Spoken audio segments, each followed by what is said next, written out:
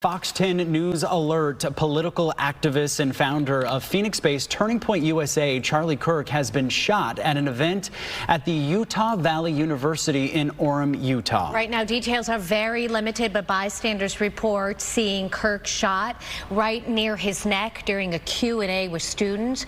Reports also say that the campus is currently on lockdown. Kirk's condition currently unknown. So, of course, this is a developing story. We are continuing to get new information by the minute. So as soon as we have new details throughout this noon hour, we of course will keep you updated on this story. But again, Charlie Kirk shot at an event in Utah. His condition still unknown at this hour. I'm Ellen McNamara, and reaction to the death of Charlie Kirk has been just pouring in, especially on social media. Many writing on social media today as news spread. Now, we did tell you that President Trump broke the news that Kirk had died today, and he wrote in part on Truth Social, "The great and even legendary Charlie Kirk is dead.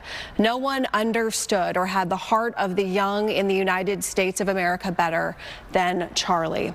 Democratic Governor Katie Hobbs also writing, saying this tragedy is not about who Charlie Kirk supported politically. It is about the devastating loss of a father, a neighbor, and an Arizonan who called this state home and whose life was cut short by senseless violence. We have reaction from Arizona Senate President, Republican Warren Peterson, saying that this attack serves as a sobering reminder of the dangerous consequences that arise when political disagreements cross the line into violence.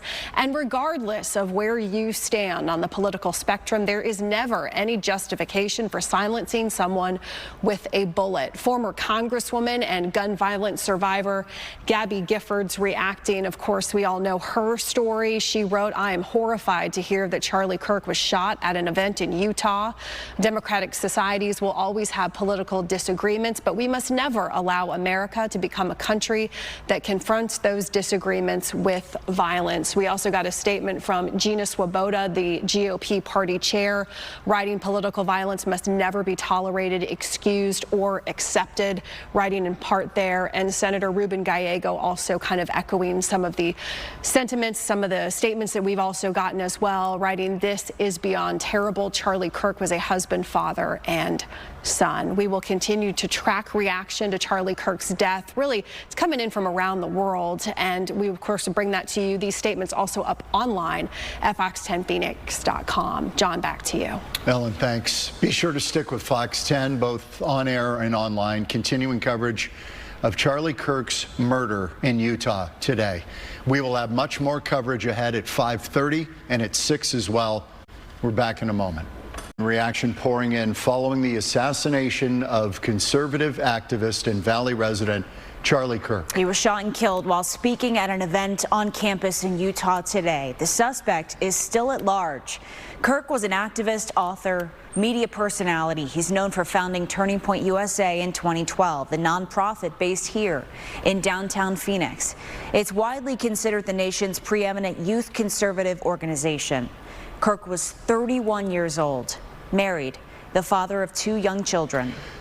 He was a close ally of President Trump, a key player in Mr. Trump winning the election last year, galvanizing young voters. Tonight, officials are calling the attack a political assassination. I believe this was a targeted attack towards one individual. This is a tragic moment in our state and in our country. Kirk was hosting a rally at Utah Valley University, that is in Orem, which is north of Provo. The outdoor event was taking place, and it was on campus there when investigators say a single shot was fired from atop a nearby building. Officials say the shot was fired just after the noon hour. Kirk was struck in the neck, a fatal wound, while he was speaking to the crowd. He was rushed to the hospital. But before 2 p.m., President Trump posted on Truth Social confirming that Charlie Kirk had died. And just in the past few hours, the president also posted a video message about Kirk's death. To my great fellow Americans, I am filled with grief and anger at the heinous assassination of Charlie Kirk on a college campus in Utah. Charlie inspired millions, and tonight, all who knew him and loved him are united in shock and horror. The event had been going on for only about 20 minutes or so when Kirk was shot. A live stream from Utah Valley University shows the moments of chaos that followed. Take a look.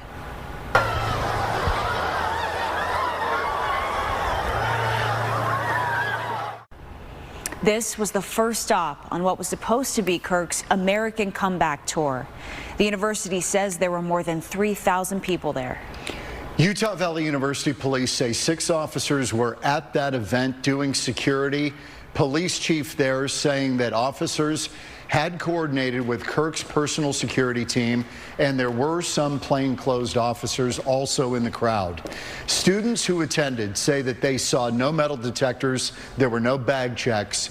Kirk's events have typically been held in public spaces of college campuses.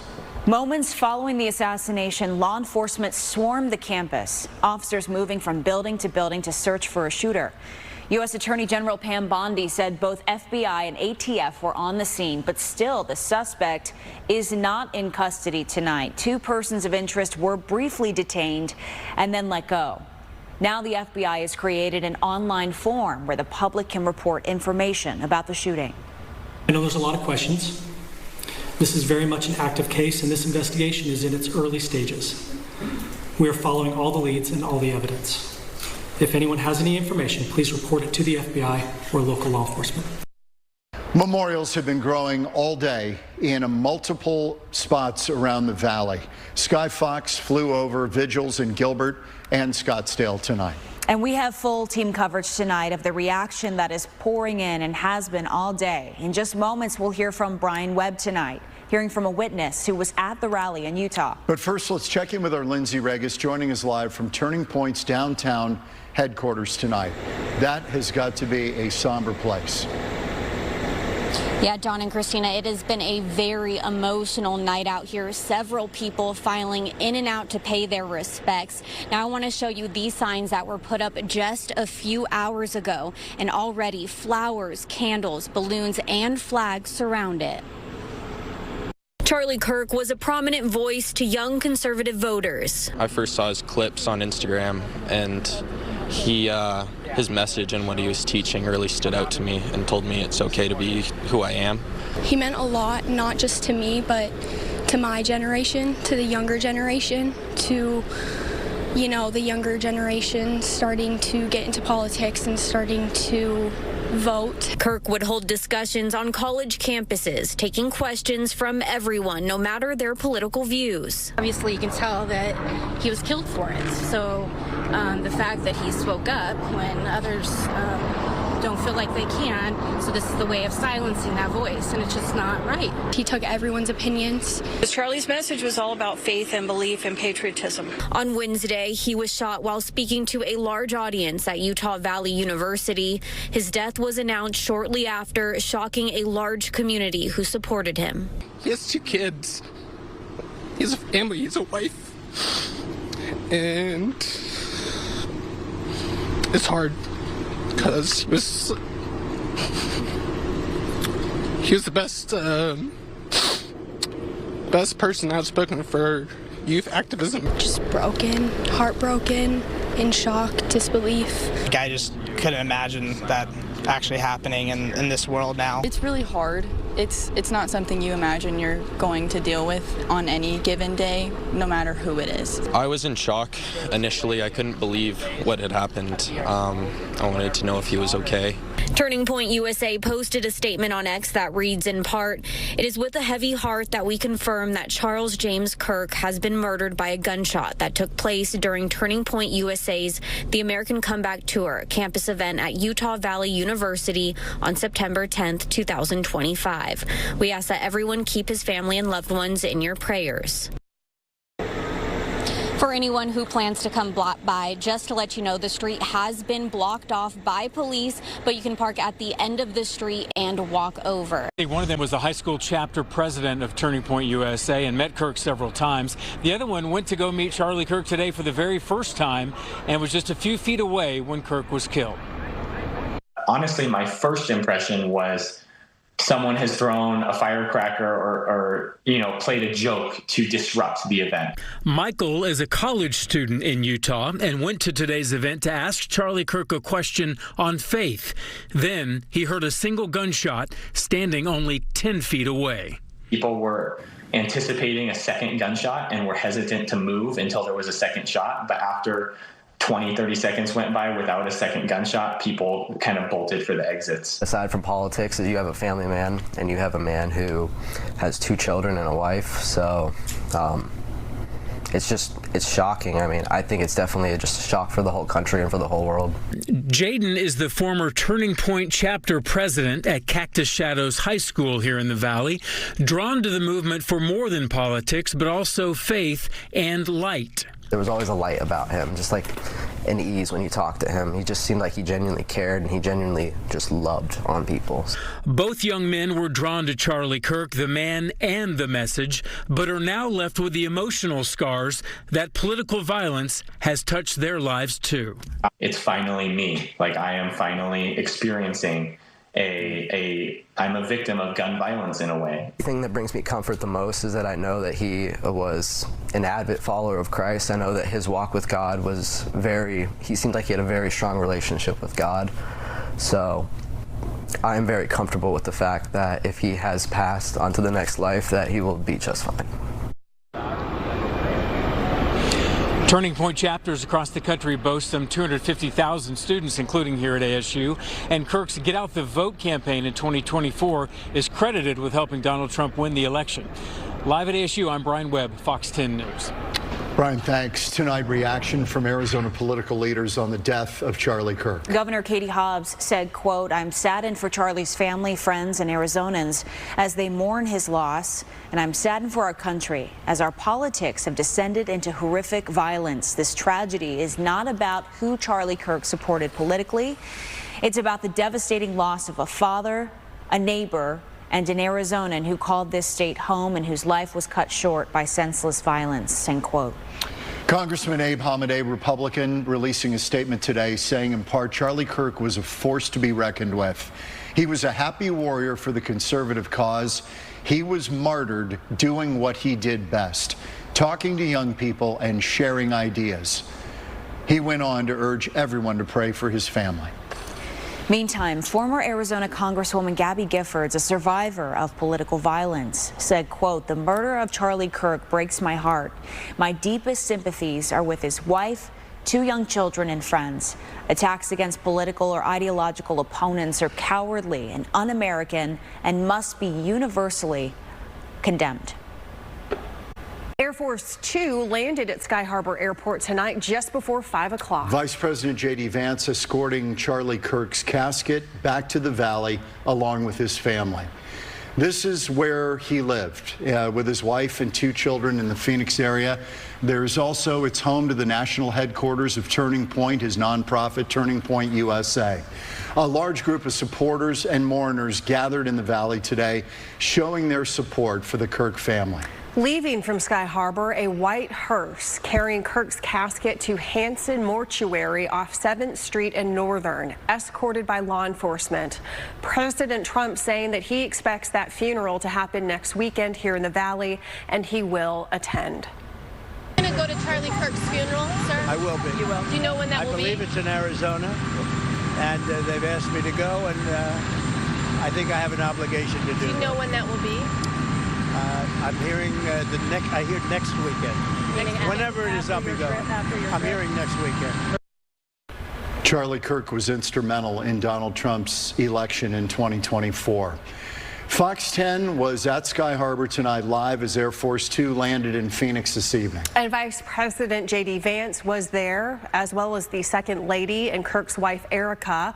Kirk's children, ages 3 and 1. Fox 10's Lindsay Regis also there as they exited the plane, and she's live tonight with more. John and Ellen, there was silence at the airport when Air Force 2 landed. Several people came out to show their support and watch Charlie Kirk come home. I just think it's a very sad day for our country. It's just hard to believe.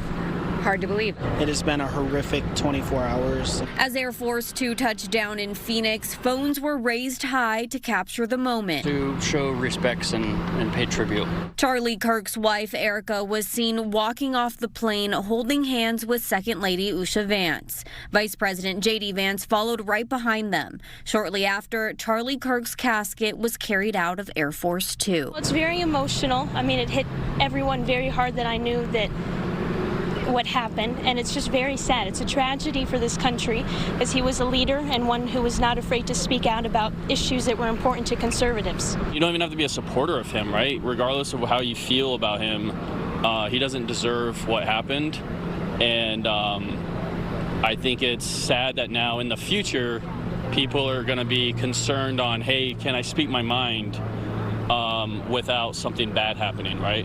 Because that's not who we are as a country. After 5 p.m., the motorcade left the airport to take Kirk's casket to Hanson Mortuary in Phoenix. It is nice to see the level of respect and to see the appreciation that the administration had for Charlie Kirk's contributions. The memorial here at Turning Point USA headquarters has grown significantly compared to yesterday.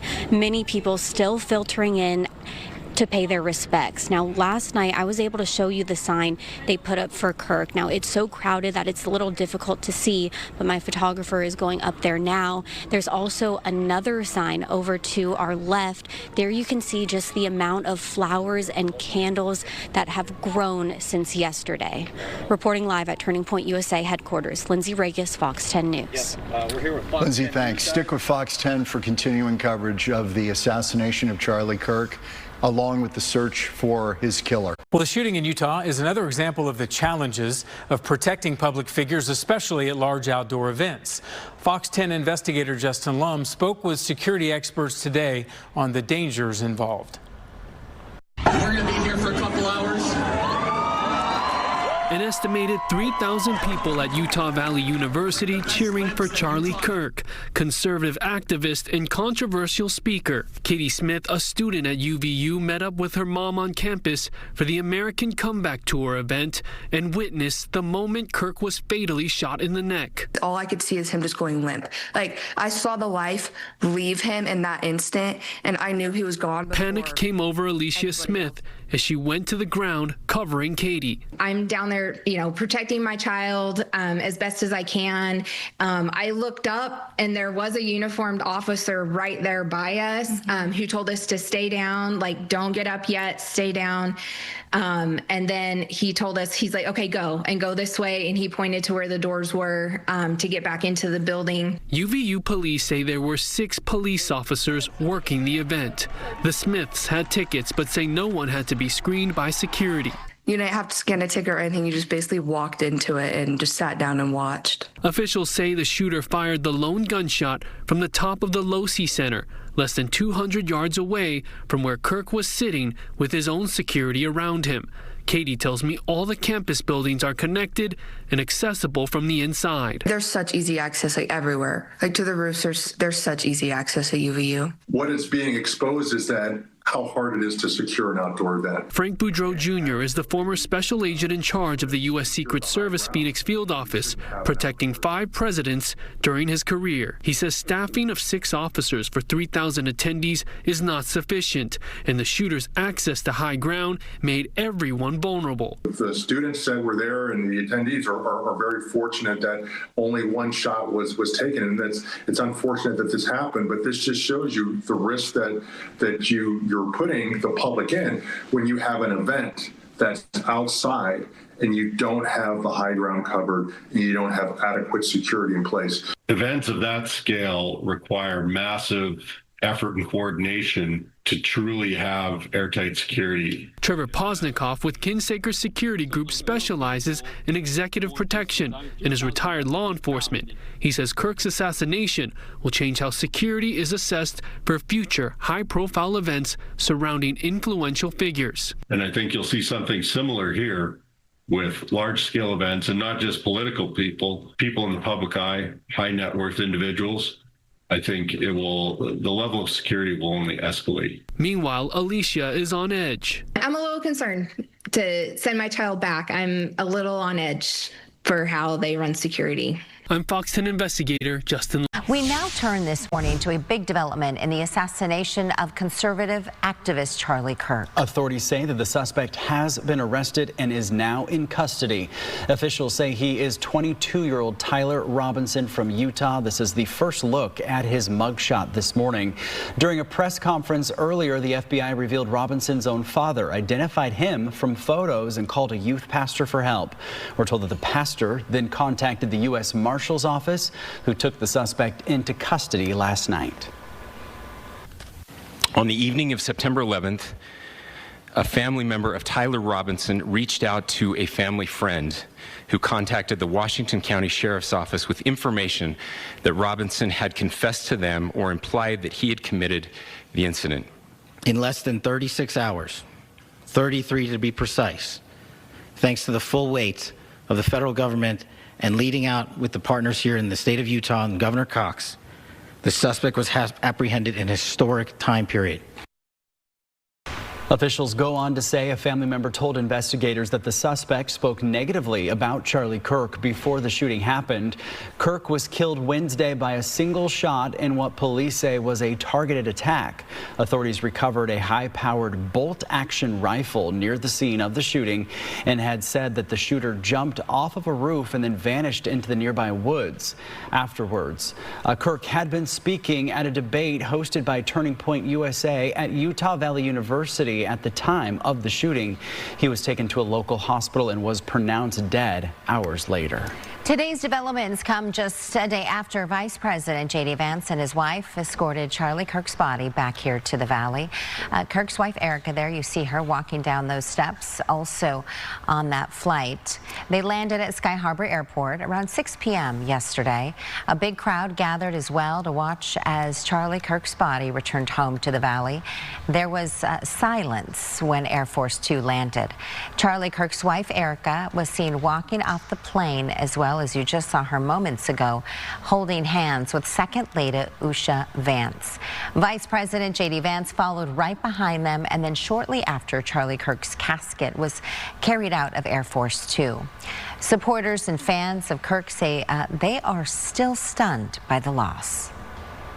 Very emotional. I mean, it hit everyone very hard that I knew that what happened, and it's just very sad. It's a tragedy for this country, as he was a leader and one who was not afraid to speak out about issues that were important to conservatives. You don't even have to be a supporter of him, right? Regardless of how you feel about him, he doesn't deserve what happened, and I think it's sad that now in the future people are going to be concerned on, hey, can I speak my mind without something bad happening, right?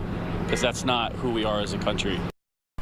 You can see here some Skyfox images. The motorcade left the airport to take Charlie Kirk's casket to Hanson Mortuary in Phoenix. His funeral will be held next weekend. We will have continuing coverage on the death of Charlie Kirk on air and online. You can scan the QR code that you see there on your screen to download the Fox Local app on your mobile devices. You can also get the very latest at fox10phoenix.com. We're hearing from Charlie Kirk's widow, Erika, for the first time since his death. Her 15-minute speech was shared on Turning Point USA's social media platform. Erika flew back from Utah to Arizona on Air Force Two with the Vice President and Second Lady. Just 24 hours later, she broadcasted inside Charlie Kirk's podcast studio. I want to thank the first responders who struggled heroically to save Charles's life, and the police who acted bravely to make sure that there were no other victims on that terrible afternoon. She also shared a heartbreaking moment with her daughter when she asked where her dad was, and she made it clear Turning Point USA is not going away. Erika said Charlie's voice and legacy will continue through the organization's podcasts and tours, promising the movement will live on.